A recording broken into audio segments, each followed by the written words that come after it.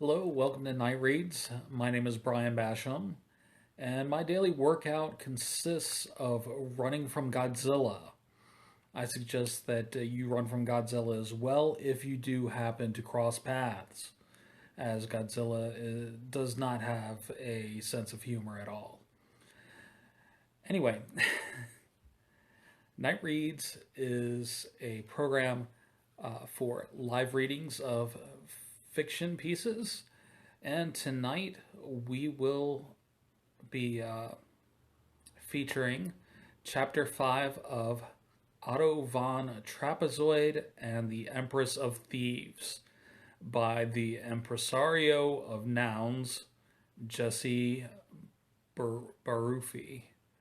I hope I pronounced that correctly. Anyway, let's get started. And it starts with Chapter 5. Liane Pompo was founded exactly as one might expect. A pair of five-star chefs had made a deal with some wealthy businessmen and brought some very expensive real estate in the heart of the largest city in the world, catering to the most prestigious and affluent customers.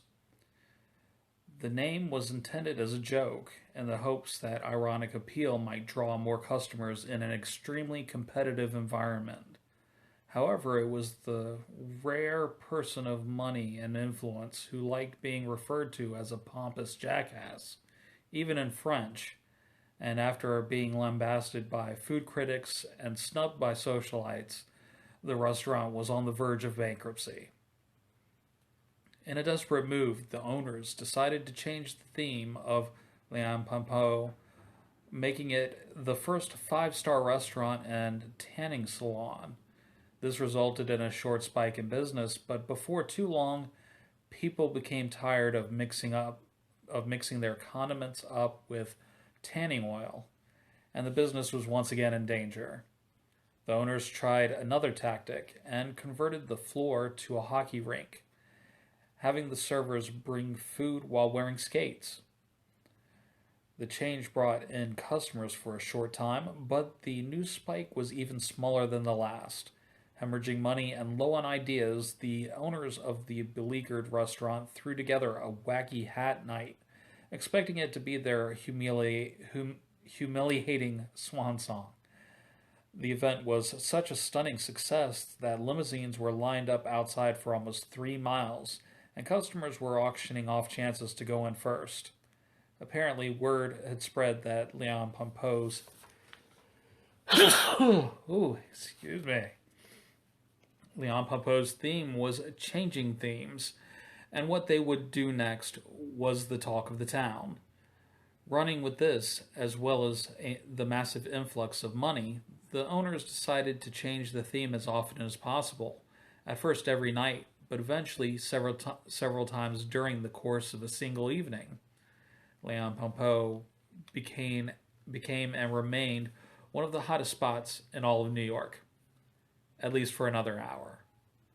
Otto arrived promptly at 8, sweating, huffing, and filled with rage at the endless throngs of humanity in his way.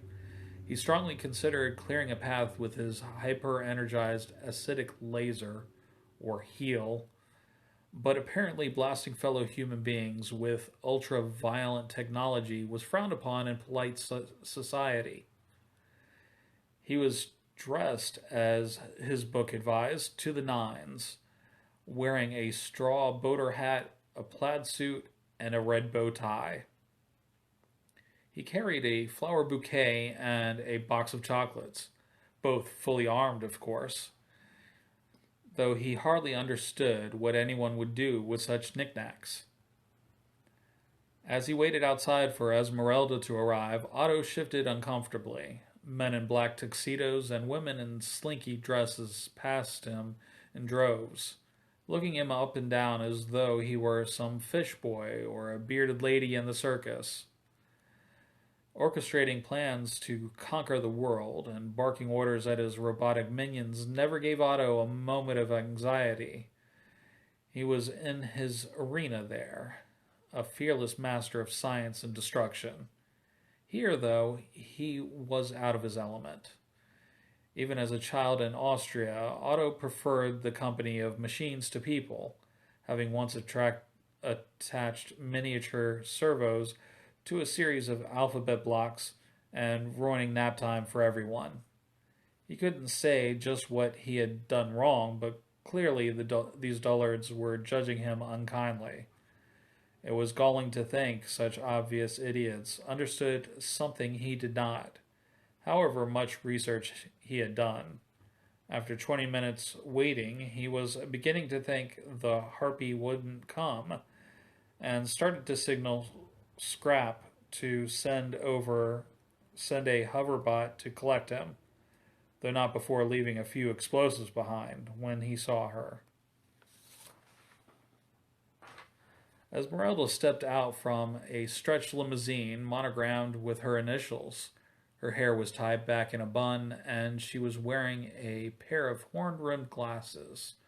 Her form-fitting dress was bright red on top and black on bottom, separated by a dark red sash. And she wore a string of black pearls around her neck. She strode across the carpeted floor outside the restaurant like a ghost on velvet ice, and paid no heed to the many eyes turning as she did so. As she approached, she held out her hands for the gifts. Otto stood confused, which led Esmeralda to stand confused as well. "Are those for me?" she asked, a bit baffled at the cliché. Otto squinted for a moment, then seemed to realize what she meant. "Oh, yes, of course they are. For you, my dear." He handed her the chocolates and flowers, trying to remember which detonator in his pocket would set which one off. "How sweet. You really are a romantic, aren't you?" Esmeralda tried to keep the sarcasm out of her voice. She tossed the gifts behind her back, both of which detonated and destroyed a passing hybrid Humvee. Otto grinned awkwardly as he snarled, "Yes, just like those Romans. Say, did we not agree to meet here at 8? "Oh, Otto, darling, haven't you heard of being fashionably late?" "No," Otto said, without a trace of sarcasm. Eager to break the increasingly awkward tension and have the bloody affair over with, Esmeralda extended her arm, hoping he wouldn't do something ridiculous, like try to remove it or fire a laser through it. "Shall we?" she asked. Otto extended his arm in return, much to Esmeralda's surprise, and strode into the restaurant, daring anyone to make a comment. Unfortunately, it seemed Otto was wearing armor in the spot where her poisoned elbow needle was supposed to pierce the skin. The maitre d', who was dressed like an astronaut, greeted them with a smile through his bubble-shaped helmet. "Welcome, welcome. Do you have a reservation?" Esmeralda pointed to a name on the list, Duchess Tippington, party of 2, and slid the man a bill of rather large denomination. The man slipped said bill into his pressure stabilizer, gestured inside, and bounded across the carpet, which gave way to the interior of Pompo. The tables hovered a foot off the ground, and the ceiling was black, lit with pinpointed stars. Servers, some in costumes similar to the maitre d', some in more outlandish space-themed outfits, rocketed meals to their guests. Otto snorted. Such amateurish pseudoscience. They might as well slap some gears and tiny top hats on it and call it steampunk. Otto and Esmeralda, each resplendent with murderous intent, were led to a table in the back where Esmeralda had chosen so there would be fewer witnesses. She hoped the darkness would conceal both her movements and her crime, so she could have a nice dinner by herself and slip away afterward. She readied a perfume container filled with sarin gas and sat down across from Otto, who folded his hands neatly on the table and smiled more uncomfortably than if he had sat on a rusty nail covered with spiders. After several moments of silence and awkward false starts, she realized she would have to break the ice before breaking its body. So, Otto, that was some impressive work, destroying the twine ball. Humph. Not but an opening volley. Any self respecting mastermind knows to start small and build to greater destruction.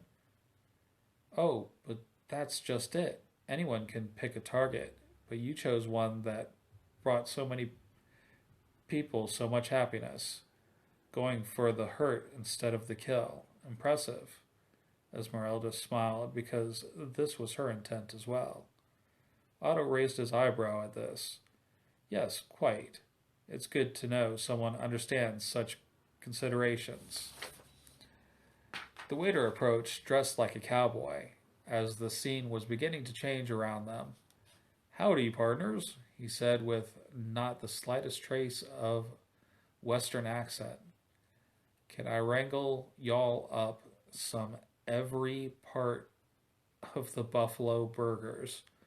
Or perhaps our fresh, original chipotle, chipotle, chipotle, with a side of cilantro, would do you fine? It's only an additional $11.95 when you order the gluten-free organic sarsaparilla. Yes, whatever will make you go away faster, Otto said, shooing the man. The waiter scowled, scribbled something down, and moseyed away, fingers on his six-cottons. Probably not a good idea, Esmeralda said. Mess with the wait staff, and they'll mess with your food. She briefly pondered letting them do the dirty work of killing Otto for her, as he would inevitably drive them to it. But no, she wanted the satisfaction of his demise for herself. Is that one of the rules of these eating establishments? Otto asked. I must confess I haven't been to one in ages. Say, is that an expensive pearl necklace another woman is wearing? Despite herself, Esmeralda looked, and indeed it was a particularly impressive three-strand natural 6 to 11 millimeter with a diamond centerpiece. She barely had time to dodge as Otto fired a laser out of the Vote Coolidge button on his lapel. She did, however, make a note to lift the necklace before the night was over. Turning back to see Otto toss the button aside, embedding it in the wall by the blades extending from it, she smirked, but saw no reason not to continue the game. After all, it was far better to win with style.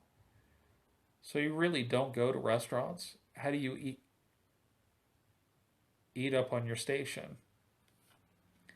The table they sat at lifted off the ground and shifted into a stagecoach, driven by an Annie Oakley look-alike and her team of horses.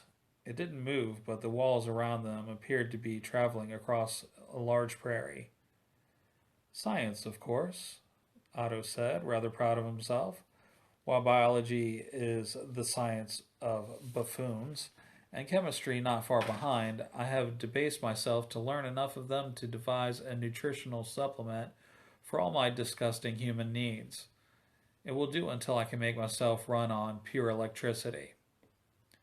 The waiter returned, riding atop a piebald mare with their drink orders. Esmeralda grabbed broth, and using sleight of hand so subtle as to be nearly invisible, she dropped a capsule of sulfuric acid in Otto's glass. Which is less difficult for you than going to, say, a supermarket? She took a sip of her drink, hoping Otto would follow suit. Otto angrily batted his glass off the table, burning a smoking hole in the ground large enough for the passing rodeo clown to fall in. Bah! It's not about ease or comfort. It's about standing on your own and needing nothing from these simpering, no, I know, simpering buffoons or uh, poltroons or imbeciles. That's what you were going to say, right? Esmeralda swirled her glass, growing a touch impatient with Otto's continued existence. Otto tugged at his collar and coughed. Not necessarily, but that's why you went into this line of work, right? You're smarter than most people, ergo, you'd make a better ruler. Otto scoffed as he sipped the new drink brought to him by a tall, quiet stranger who let his guns do the talking for him. Certainly. So why haven't you conquered us all yet? A gunfight broke out around them. Not real, of course. It was as simulated as everything here. But despite this, both Otto and Esmeralda ducked at the first shots. Soon their driver had taken out her mare's leg shotgun and fired blanks at the masked banditos, whose accuracy could be charitably compared to a blind stormtrooper during a night of heavy drinking. One by one, she picked them off, and they fell bloodlessly to the ground. Esmeralda turned to Otto, who had said nothing. Well? Otto began to speak, but caught himself doing so several times. Finally, he smiled sadly. Because I am imperfect. Really, Esmeralda, holding her glass, tilted her head slightly at this. She had just fired several tiny sonic boomerang darts from her straw when Otto said this. She found herself curious what such an egomaniacal creature as Otto could mean by this, and hoped he would live at least long enough to explain himself. Oh yes, Otto flipped a switch on his remote control in his pocket, causing miniature spider bots, which hung from the ceiling, to drop into the darts, destroying them, and causing a deafening blast to shatter all glasses, fine china, and monocles in a fairly impressive radius. As we've established, my dear, humans are weak and inferior, yet, for all my knowledge, I am still human. I try to be more machine-like, but I'm not there yet. Esmeralda was not sure how to take this. Was he being honest? Open candor about one's weaknesses and self-doubt was a liability, certainly not one she had ever engaged in, and was often something she exploited to her advantage in others. Trust was a weakness in their world, even among allies and friends, and yet it wasn't that Otto had given himself completely over to trusting her. It was as though he simply understood who he was and didn't care what anyone thought about him. Perhaps she had underestimated him, so why haven't you made yourself into one of your precious robots then? Seems like it would be a simple matter for you.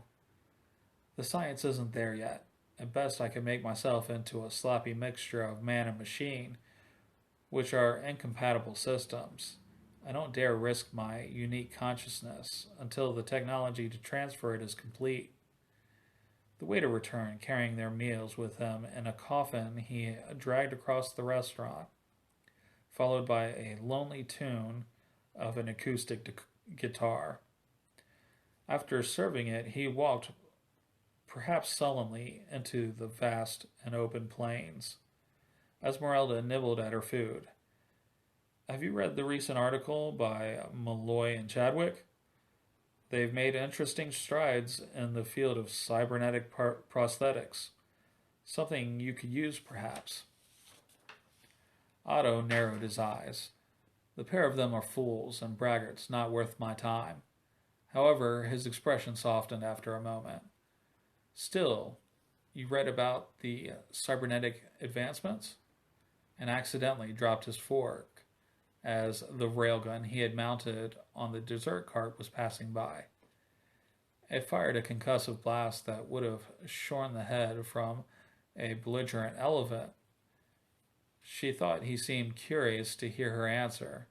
However, and when she reflected the blast into the ceiling using a passing flambe cover. He almost seemed customers under the now massive hole in the ceiling were not. I try to keep up with most scientific fields just in case, Esmeralda said. Delegation is a second-rate criminal's vice after all. Humph. Tell me about it. You know Lord Ironmask? We play poker sometimes. He has more servants than I have machines. I doubt he knows how to put on socks. Esmeralda chuckled. And I bet his socks are iron too. Ah, you have met him then. Someone needs to tell him alloys don't rust so much. Esmeralda caught